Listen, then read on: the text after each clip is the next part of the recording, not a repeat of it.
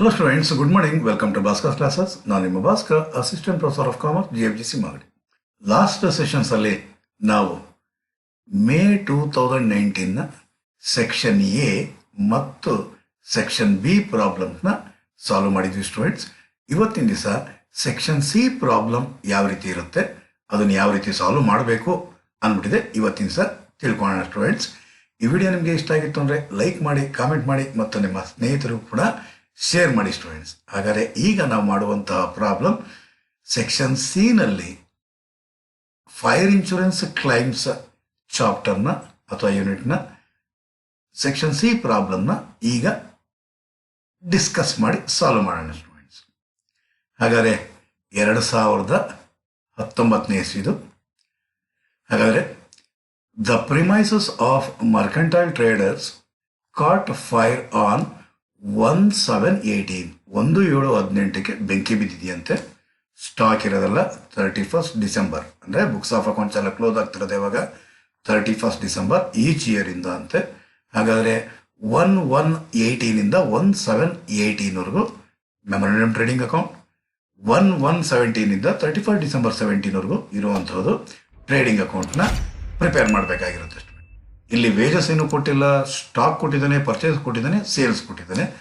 ಮತ್ತು section C ನಲ್ಲಿ most beautiful ಆಗಿ ಇಲ್ಲಿ ಕೇಳಿರೋವಂಥದ್ದು ಫರ್ದರ್ ಡೀಟೇಲ್ಸ್ ಅಂತ ಹೇಳಿದ್ದಾನೆ. ಅದರ ಬಗ್ಗೆ ಮೊದಲು ಡಿಸ್ಕಸ್ ಮಾಡಿ ಆಮೇಲಿಂದ ಮುಂದಕ್ಕೆ ಹೋಗೋಣ.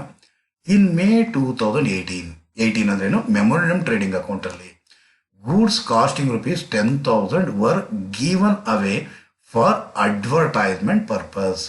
ಸೊ ಅಡ್ವರ್ಟೈಸ್ಮೆಂಟ್ ಪರ್ಪಸ್ಗೋಸ್ಕರ ಗೂಡ್ಸ್ನ ಸ್ಯಾಂಪಲ್ಸ್ ಆಗಿ ಡಿಸ್ಟ್ರಿಬ್ಯೂಟ್ ಮಾಡಿದಾನಂತೆ. ಹಾಗಾದರೆ ಗೂಡ್ಸ್ನ ಸ್ಯಾಂಪಲ್ಸ್ ಆಗಿ ಡಿಸ್ಟ್ರಿಬ್ಯೂಟ್ ಮಾಡಿದ್ದಾನೆ ಅಂತಂದರೆ ಇದು ಏನು ಮಾಡ್ತೀರಾ ಸ್ಟೂಡೆಂಟ್ಸ್, ಪರ್ಚೇಸಸ್ ಅಲ್ಲಿ, ಎಲ್ಲಿ ಮೆಮೊರಂಡಮ್ ಟ್ರೇಡಿಂಗ್ ಅಕೌಂಟ್ ಪರ್ಚೇಸಸ್ ಅಲ್ಲಿ ನೀವೇನು ಮಾಡಬೇಕಾಗಿರುತ್ತೆ, ಗೂಡ್ಸ್ ಹೋಗಿರುತ್ತೆ, ಗೂಡ್ಸ್ ಕಡಿಮೆ ಆಗಿರುತ್ತೆ, ಅಲ್ಲೇನು ಮಾಡಬೇಕಾಗಿರುತ್ತೆ, ಪರ್ಚೇಸ್ ಅಲ್ಲಿ ಲೆಸ್ ಮಾಡಬೇಕಾಗಿರುತ್ತೆ ಸ್ಟೂಡೆಂಟ್ಸ್. ನೆಕ್ಸ್ಟ್ ಅದೇ ರೀತಿಯಲ್ಲಿ ಡ್ಯೂರಿಂಗ್ 2018 ಅಂತಂದರೆ ಎಲ್ಲಿ ಬರುತ್ತೆ ಸ್ಟೂಡೆಂಟ್ಸ್, ಮೆಮೊರಂಡಮ್ ಟ್ರೇಡಿಂಗ್ ಅಕೌಂಟ್. ಇಲ್ಲಿ ಮೆಮೊರಂಡಮ್ ಟ್ರೇಡಿಂಗ್ ಅಕೌಂಟಲ್ಲಿ ಅ clerk had misappropriated cash sales ₹4,000. ಹಾಗಾದರೆ ಕ್ಯಾಶ್ಗೆ ಸೇಲ್ಸ್ ಮಾಡಿದಾನಂತೆ, ಆದರೆ ಆ ಕ್ಲರ್ಕ್ ಏನು ಮಾಡಿದ್ದಾನೆ ಅಂದರೆ ಸೇಲ್ಸ್ನ ಮಿಸ್ಅಪ್ರಾಪ್ರಿಯೇಟ್ ಮಾಡಿದ್ದಾನೆ. ಸೇಲ್ಸ್ ಮಾಡಿದ್ದಾನೆ, ಕ್ಯಾಶ್ ಬಂದಿದೆ, ಜಾಬ್ನ ಇಟ್ಕೊಂಡು ಹೋಗ್ಬಿಟ್ಟಿದ್ದಾನೆ. ಸರ್ವೇ ಸಾಧಾರಣವಾಗಿ ಇಂಥ ವ್ಯಕ್ತಿಗಳು ಇರ್ತಾರೆ. ಆದರೆ ಈ ಒಂದು ಮಿಸ್ಅಪ್ರಾಪ್ರಿಯೇಟ್ ಮಾಡಿರುವಂತಹ ಸೇಲ್ಸ್ ಅಂದ್ರೆ ಅರ್ಥ ಏನೋ, ಸೇಲ್ಸ್ ಅನ್ನೋದನ್ನು ತೋರಿಸಿಲ್ಲ ಅವನು.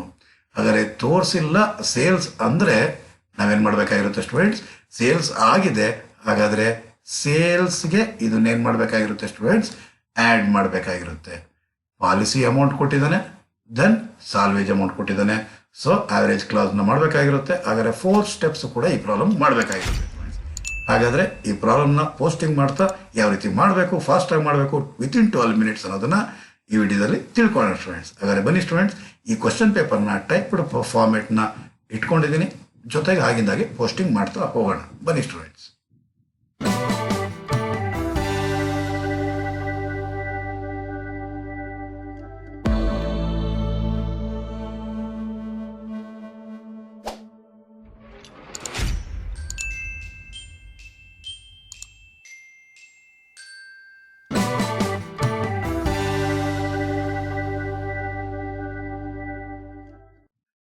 ಯಾವಾಗಂತ ಬೆಂಕಿ ಬಿದ್ದಿರೋದು 1718. ಹಾಗಾದರೆ 1718 ಇಯರ್ ಸ್ಟಾರ್ಟಿಂಗ್ 1118. ಈ ಡೇಟ್ ಮೆಮೊರಂಡಮ್ ಟ್ರೇಡಿಂಗ್ ಅಕೌಂಟ್ ಮಾಡಬೇಕು. 17ನೇ ಇಸ್ವಿದು 1117 ಟು 31 ಡಿಸೆಂಬರ್ 17 ಇದು ಟ್ರೇಡಿಂಗ್ ಅಕೌಂಟ್. ಓಕೆ, ಈಗ ಸ್ಟಾಕ್ ಆನ್ 31 ಡಿಸೆಂಬರ್ 17. ಹಾಗಾದರೆ ಸ್ಟಾಕ್ ಆನ್ 31 ಡಿಸೆಂಬರ್ 17 ಅಂದರೆ ಏನಾಗಿರುತ್ತೆ ಸ್ಟೂಡೆಂಟ್ಸ್, 31 ಡಿಸೆಂಬರ್ 17 ಇಲ್ಲಿದೆ, ಅಂದರೆ ಅರ್ಥ ಏನು, ಕ್ಲೋಸಿಂಗ್ ಸ್ಟಾಕ್ ಅಂದ್ಬಿಟ್ಟಿದೆ. ಸೊ ಡೀಟೇಲ್ಸ್ ಏನೇನಿದೆ ಅಂತ ಗೊತ್ತು ನಮಗೆ. ಫಸ್ಟ್ ಫಿಲ್ ಮಾಡ್ಕೊಂಬಿಡೋಣ. To opening stock, to purchases, to gross profit by sales by closing stock, ಇಲ್ಲಿ to opening stock, to purchases. ಗಮನಿಸ್ತಾ ಇದ್ದೀರಾ ನೀವು ಇಲ್ಲಿ ಪರ್ಚೇಸ್ ಒಂದಲ್ಲ ಏನು ಗ್ಯಾಪ್ ಬಿಡ್ತಾ ಇದ್ದೀನಿ. To gross profit by sales by stock on the date of 5. So data ಬರೆದ್ಬಿಟ್ಟಿದ್ದೀನಿ. ಈಗ ಏನು ಮಾಡಬೇಕು, ಫಾಸ್ಟಾಗಿ ಫಿಲ್ ಮಾಡ್ತಾ ಹೋಗ್ತಾರಣ. ಸ್ಟಾಕ್ ಆನ್ 31st December 2017 ಅಂತೆ, ಅಂದರೆ closing stock 1,32,720. Okay. Then stock on 31st December 2016 ಅಂತ ಹೇಳ್ತೇನೆ. 31st December 2016 ಅಂದರೆ 1/1/17 ಹಿಂದಿನ ದಿವಸ, ಅಂದರೆ ಹೋದ ವರ್ಷದ ಕ್ಲೋಸಿಂಗ್ ಸ್ಟಾಕ್ ಈ ವರ್ಷದ ಓಪನಿಂಗ್ ಸ್ಟಾಕ್, ಅಂದರೆ ಬರುವಂತಹದ್ದು 96,140. Next purchases up to the date of 5 ಅಂತೆ, ಆದರೆ ಪರ್ಚೇಸಸ್ಗೆ ಅಡ್ಜಸ್ಟ್ಮೆಂಟ್ ಇದೆ. ಸೊ 3,48,270 ಇನ್ನರ್ ಕಾಲಮಲ್ಲಿ ಬರೆಯೋಣ. Purchase up to 31st December 2017 ಅಂತ ಹೇಳ್ತೇನೆ. ಸೊ ಪರ್ಚೇಸಸ್ ಬಂದು ಇಲ್ಲಿ 4,52,580.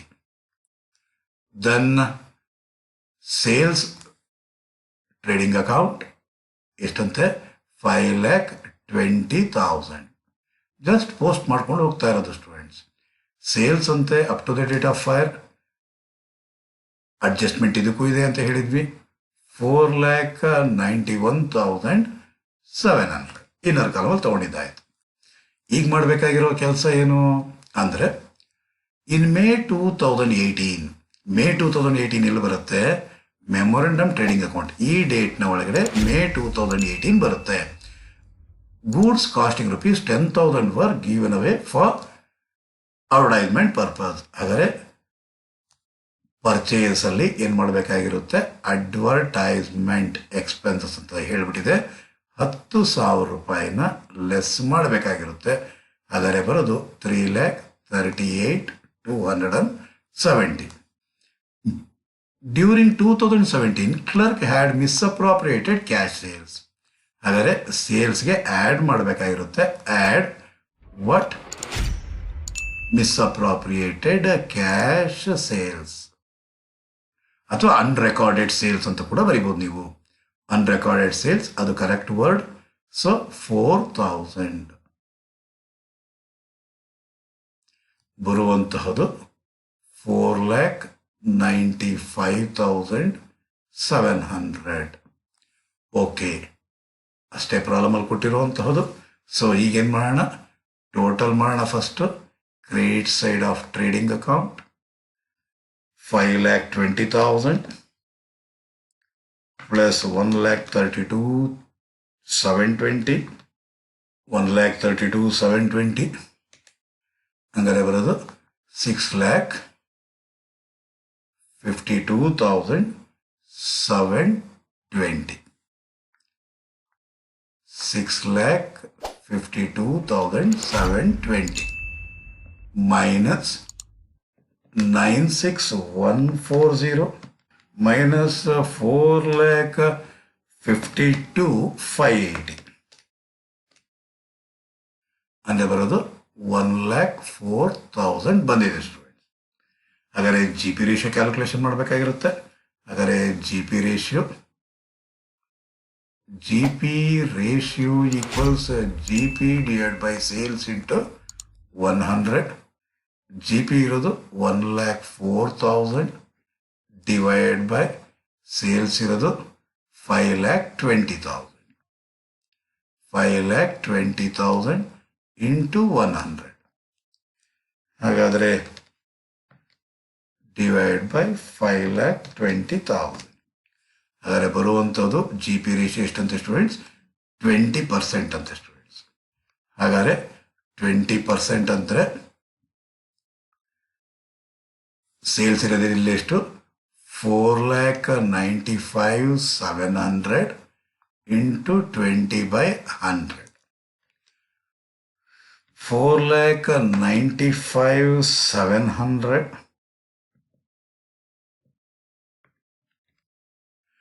into 20%.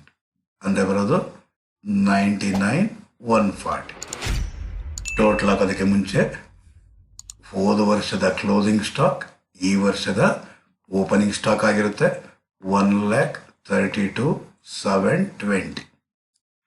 1,32,720 plus 3,38,270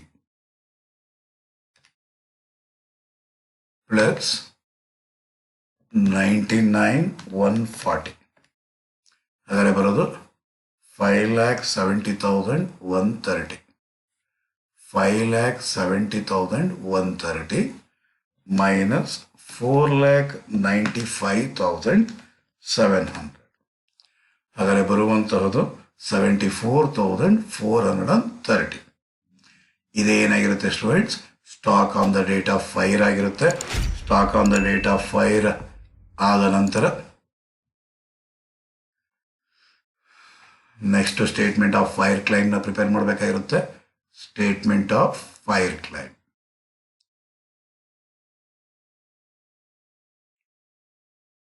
ಪಾಲಿಸಿ ಅಮೌಂಟ್ ಕೊಟ್ಟಿದ್ದಾನೆ ಅಂದರೆ ಸ್ಟೇಟ್ಮೆಂಟ್ ಶೋಯಿಂಗ್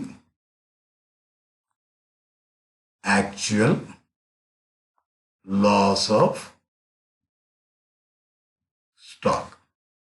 ಅದರಲ್ಲಿ stock on the date of fire, stock on the date of fire ಇಷ್ಟು ಇರೋದು ಅಂತಂದಿದ್ದು 74,430 ಲೆಸ್ ಸಾಲ್ವೇಜ್ ಅಮೌಂಟ್ ಕೊಟ್ಟಿರೋದು ಎಷ್ಟು? 13,000 ಲೆಸ್ ಮಾಡ್ರಿ, ಅದು 3,000 ಬರೋದು 61,430. ಏನಿದು? Actual loss of stock. Actual loss of stock ಬಂದ ನಂತರ ಇದು ಡಿವೈಡ್ ಬೈ ಅದು ಇಂಟು ಪಾಲಿಸಿ ಅಮೌಂಟ್ 65,000 ತಗೊಂಡಿದ್ದಾನೆ. ಹಾಗಾದರೆ ಫೈರ್ ಕ್ಲೈಮ್ ಈಕ್ವಲ್ಸ್ ಇದು ಡಿವೈಡ್ ಬೈ ಇದು ಅಂದರೆ 61,430 ಡಿವೈಡ್ ಬೈ ಅದು ಅಂದರೆ 74,430 ಇಂಟು ಪಾಲಿಸಿ ಅಮೌಂಟ್ ಎಷ್ಟು? 65,000. ನೀವು ಫಾರ್ಮುಲಾ ಬರೀಲೇಬೇಕು. ಇದು ಅಂದ್ರೇನು? Actual loss of stock divide by ಅದು ಅಂದ್ರೇನು? Stock on the date of fire into policy amount. ಇದನ್ನು ಫಾರ್ಮುಲಾ ನೀವು ಬರೆದುಬಿಟ್ಟೆ ಮುಂದಕ್ಕೆ ಹೋಗಬೇಕಾಗಿರುತ್ತೆ ಸ್ಟೂಡೆಂಟ್ಸ್. ಹಾಗಾದರೆ ಡಿವೈಡ್ ಬೈ 74,430 ಇಂಟು 65,000. ಹಾಗಾದರೆ ಬರೋದು 53,647 rupees. ಇದೇನೇನಾಗಿರುತ್ತೆ ಸ್ಟೂಡೆಂಟ್ಸ್? ಫೈರ್ ಕ್ಲೈಮ್ ಆಗಿರುತ್ತೆ. ಟೋಟಲ್ ಮಾಡೋದು ಕರೆಕ್ಟಾಗಿ ಮಾಡಿದ್ದೀನಿ ಅಂತ ಅಂದ್ಕೊಂಡಿದ್ದೀನಿ. ಸೊ ಅಕಸ್ಮಾತ್ ಎಲ್ಲರೂ ಎಡವಟ್ಟು ಮಾಡಿದರೆ ರೆಕ್ಟಿಫೈ ಮಾಡಿಕೊಡಿ ಸ್ಟೂಡೆಂಟ್ಸ್. ಸೊ ಈ ರೀತಿ ನೀವು ಸಾಲ್ವ್ ಮಾಡಬೇಕಾಗಿರುತ್ತೆ ಸ್ಟೂಡೆಂಟ್ಸ್. ಈ ವಿಡಿಯೋ ನಿಮಗೆ ಇಷ್ಟ ಆಯಿತು ಅಂದರೆ ಲೈಕ್ ಮಾಡಿ, ಕಾಮೆಂಟ್ ಮಾಡಿ ಮತ್ತು ನಿಮ್ಮ ಸ್ನೇಹಿತರಿಗೂ ಕೂಡ ಶೇರ್ ಮಾಡಿ ಸ್ಟೂಡೆಂಟ್ಸ್. ನೆಕ್ಸ್ಟ್ ಸೆಷನಲ್ಲಿ ಇನ್ನೊಂದು ಕ್ವಶನ್ ಪೇಪರ್ನ ತಗೊಂಡು ನಿಮ್ಮ ಮುಂದೆ ಬರ್ತೀನಿ ಸ್ಟೂಡೆಂಟ್ಸ್. ಅಲ್ಲಿವರೆಗೂ ಬಾಯ್ ಸ್ಟೂಡೆಂಟ್ಸ್.